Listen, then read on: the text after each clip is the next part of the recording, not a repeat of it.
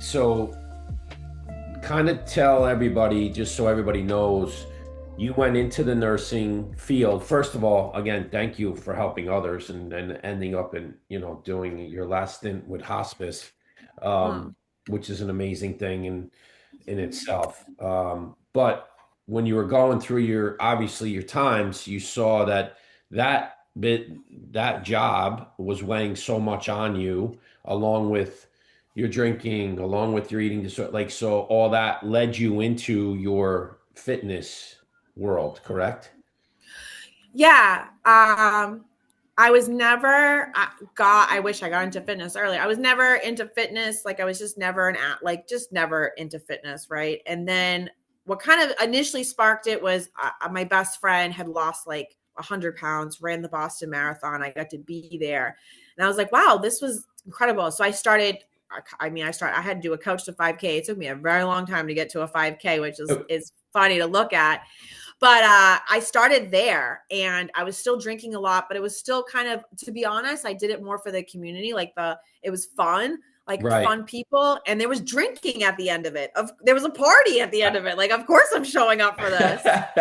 Right. Um, Absolutely. and that's what started it. And then I got into cross. So then I met a nurse who looked at me and was kind of like, girl, you got to do something different. Like you're too scrawny, whatever. And she brought me to this gym that had personal training, powerlifting, CrossFit. And that's how I started. I walked in and these girls were amazing and they were nice, but they were strong.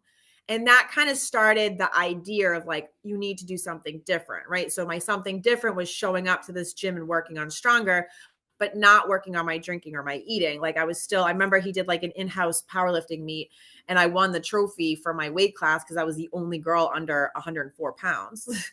Wow. But I was barely, my PR was like literally for like, they do bench, squat, deadlift. My PR was shockingly, I did the barbell. And then they were like, all right, next girl, Deanna, put 135 on the bar. Like, you know what I mean? So Wow. that kind of started that rolling. And then I got sober. And then when COVID, then I started kind of, again, as I grew in this, like, it was very comforting, or it was my coping to start the gym was my power to release some of the stuff from the hard things with nursing, right? Like dialysis too, you deal with a lot of death. But again, it wasn't clicking because what was trumping my coping was drinking, right? Like I Yeah. was drinking to cope during nursing. Truly, when I got sober is when I started putting the pieces together. And then really it was uh, you know, it was COVID for me. It forced me, right? I'm addicted to being around people.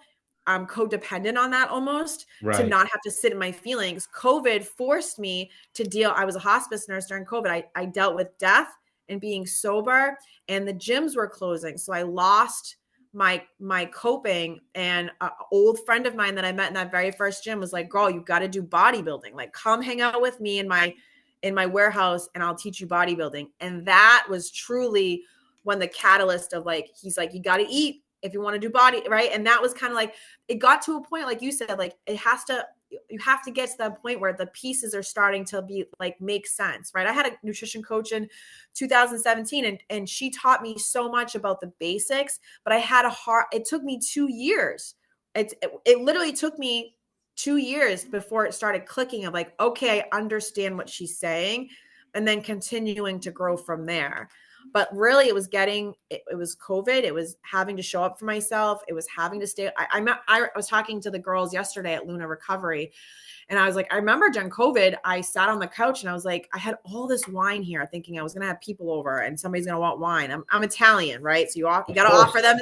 I always have chips and salsa and wine. Like you got to Right. offer them something. And I remember sitting here being like, nobody would fucking know. Nobody would know if I just had some wine. Nobody's gonna even see me tomorrow. I'm doing I'm doing patients on Zoom half the day.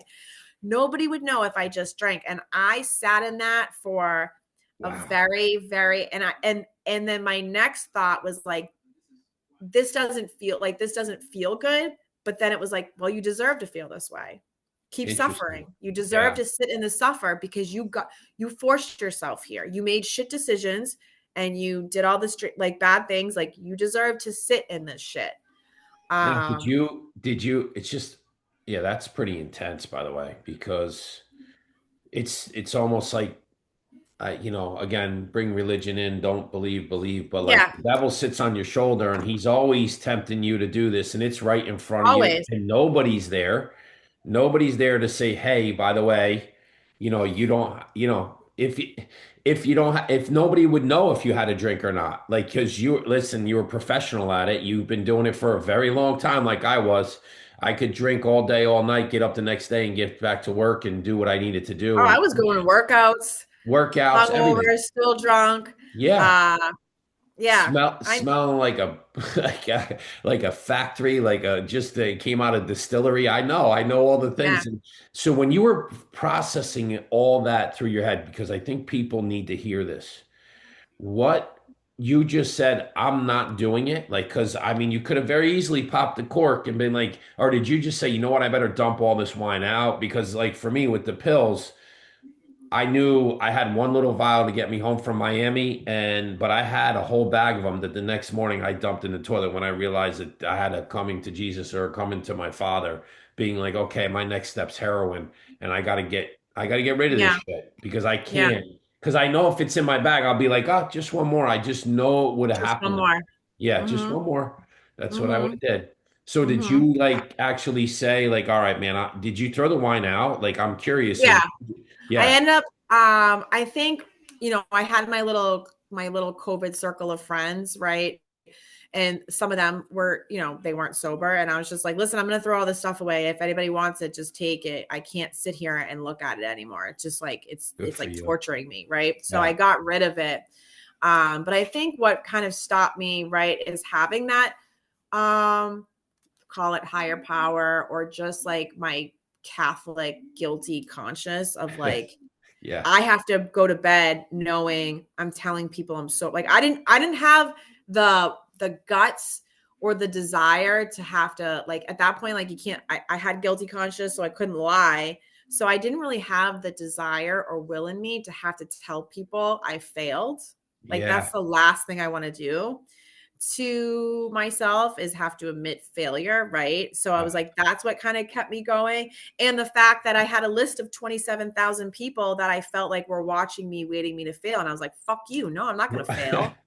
I feel I feel you. I And absolutely somebody was feel you. asking me that the other day, like, when I was talking about yesterday, like letting that go, my friend who's in recovery, he was like, but who are you proving this to? I was like, the stranger in Market Basket from 2018. Like, what do you mean? I have Right. a list. Yeah, you have a list. I trust me, I know. And it's funny, I've let go of that list because I don't care anymore. I don't care what they think, but I had the same feelings you did. Like, there's no way I'm gonna go to they're gonna not gonna send me off to some rehab place because then all my kids will know. Everybody in that family will know that that I was fucking up behind the scenes, even though I'm sure they all knew, but they just thought I was crazy. Yeah. I was just not gonna allow that to happen, like you. And I'm laughing. It's not funny, but I'm laughing because I lived the same thing, and I get I it. feel like it's kind of it's almost therapeutic. We were laughing. I was with somebody, he's in recovery or whatever, and we're talking about certain things. And like you have to somewhat same thing with nursing. Like sometimes you just have to have a dark sense of humor with it, or Right. we'll just like it will just be very, very depressing. Like Right. sometimes we have to laugh at just the stupidness of the things I would do or the thought processes I would have or how I thought I was hiding it or just like dumb shit. And the truth be told, most people know they just don't want to say anything Yeah. because either they were afraid of you or didn't want to hear your backlash or didn't want to lose you as a drinking buddy or a friend because you were Mhm. fun to be around. It's a combination of all that. It's a Yeah. combination of all that. And until you actually come to the realization that you have to deal with this, um, and you have to put yourself in front of it and be like, okay, I guess I really was, I wasn't hiding anything. Most people did know. Yeah. And if Well, they even didn't, too, they didn't want to know. I think too, some people are just, I like to believe some people were just, especially considering what I know now, I didn't know the resources that were available, right? Even too, like Luna Recovery just opened this year, and there for women, it's like a PHP, right? And they do outpatient like addiction, but also mental health. There's a lot of girls there with eating disorders, and Where is that I know located? and North Andover on 114. Beautiful place. They do such a good job. I do a workshop there on Wednesdays. But even too, like Walden had a program. But like I remember my mom was like, we reached out to the doctor, right, when I was home from college and I looked sick, dialyzing the sick.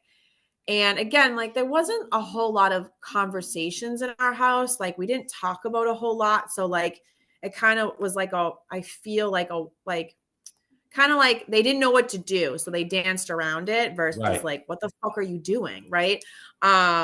But I know they reached out, and whoever the one person they talked to was like, she's 18. Like you can't make her do anything. And looking back, I was like, God, I was so sick. They definitely could have sectioned me if they knew that that was an option, right? Just Wow. like I went to one meeting and thought this was the meeting, not understanding I could reach out to somebody else and try something different that would help me, right? So I think, the goal is to also be vulnerable, that there are resources. You don't have to suffer. Even too, I had a girl text me yesterday who I've known from, she used to come to my classes. We did a little bit of nutrition together. I haven't talked to her in a while. And she reached out to me yesterday just being like, God, I'm spiraling. My body dysmorphia is off. And I mean, God, she's had a huge transformation, not just body, just like even to her respect for herself, and focusing on strong and abundance and cutting down on the drinking. But she's like, I work so hard and I feel like shit going into the weekend. And it's my birthday, blah, blah, blah. And we just had this open conversation of like, your feelings are valid. They're not real. What can we do? Don't punish your, like all the good things. Right. And then I Right. texted her today just to be like, how are you doing? How are you feeling? And I was, I posted my story today too. My God, like I woke up feeling like I'm crawling out of my skin, and I get it. Right. Like, and I think there's power in like, and she was a solution seeker. Like she wanted to have a solution versus like being that Debbie Downer. I think there's power in sharing to be a solution seeker, so we don't feel like we're walking around crazy, and we can do something to make it feel better, or even have that validation of like I said to the girls yesterday, I'm always going to be an addict. I'm always going to have a drinking issue. I'm always going to have body dysmorphia. I'm always going to have depression and anxiety. I can't allow that to rule my life. I have to be able to cope better, right? Right. Right. And some of that is sharing, It's huge. and even too, when she shared with me, I was able to give her tools that she didn't think of, right? And she felt better today. And then she kindly, I told her like, I'm spiraling today. Like, I don't feel Right. good in my skin. And she's like, God, girl, I look at you on Instagram and I'm like, she's fucking crushing. I'm like, well, thanks, because I'm spiraling over here. Like, and we Right. just went back and forth. We made each other laugh, and I was like, have the best day, right? And Like, isn't it it's simple as, it's something I learned from my mother. My father was not a big communicator. He was just all about showing the way. Like wasn't a big talker. My mom to this day, 81 years old, looks like she's 60, still trying to communicate with me at 53, and she's amazing at it. Amazing, and she's taught me how to do it. And it's as simple as that.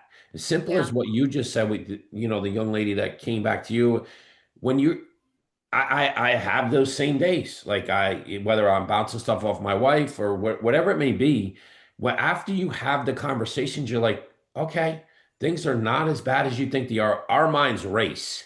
Like, Mm-hmm. and most people don't know how to get out of their racing mind. And then instead of talking or communicating and trying to help each other, what do? We run to the doctor. The doctor gives you a pill, or we run to the bar, meet our friends, let's have a couple drinks, and then you start, oh, I No. feel better, I'm loose. I'm like, whatever. Now you got your smile on, but now it leads into one to the next, and then you're doing it daily because that's what you think you need to have happen. Versus just a little communication, just feeling like, you know what? I feel you, girl. I get you. I understand you. I'm going through the same shit, and this is what I did today to kind of fix it. And you made her in a better place. Boom. Next day, she turns around and does it to you. It's I amazing. remember, yeah, and I think that's important. What you said too is just like looking to see what are readily coping offers are. Now, as a nurse, right, like I believe medicine works as it needs to Me work, too. right? But I also believe that that was part of my frustration with aligning myself with whole wellness is like, God, people want to pill for everything versus I'll never forget. I wasn't sober yet. I was just getting divorced. I was a mess and I was drinking a lot. I wasn't doing anything productive, right? And I went to my primary care because I hadn't gone in a while. And I'll never forget, I was sitting on that table and I was just crying, pretty much telling her without telling her, I wanted to commit suicide, but I didn't want to say anything because I didn't want to get, I didn't Right. want to, I can't take time off of work. I need this PTO for Aruba next week, right? Right. And I'm sitting there and she's like, well, maybe we look at an antidepressant. She never asked me, like, are you drinking? What's your drinking look like? What's your habits look like?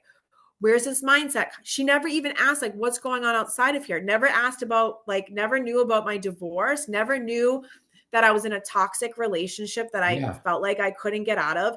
Like, and I'm just like, all she wanted to do was write me a A script. prescription and go Hmm. off. And that's why, like, I believe in my purpose with people is to get people to understand, like, it's really focusing on, like, quality of life. It's not just nutrition. It's not just fitness. It's literally tapping into, like, how am I pouring into my strongest self so then I can make more clarity of decisions, right? Um, and decisions on how I'm coping. Right. Isn't it?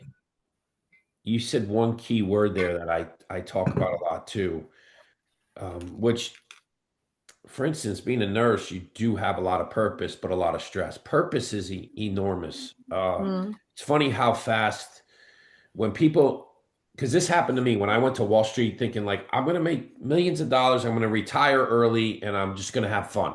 Because in my head, yeah. that's what my life was supposed to be, like parties and this and that, and I'm going to go here, I'm going to go on the yachts, and I'm going to, but there's no purpose in that shit. That's nonsense. Yeah.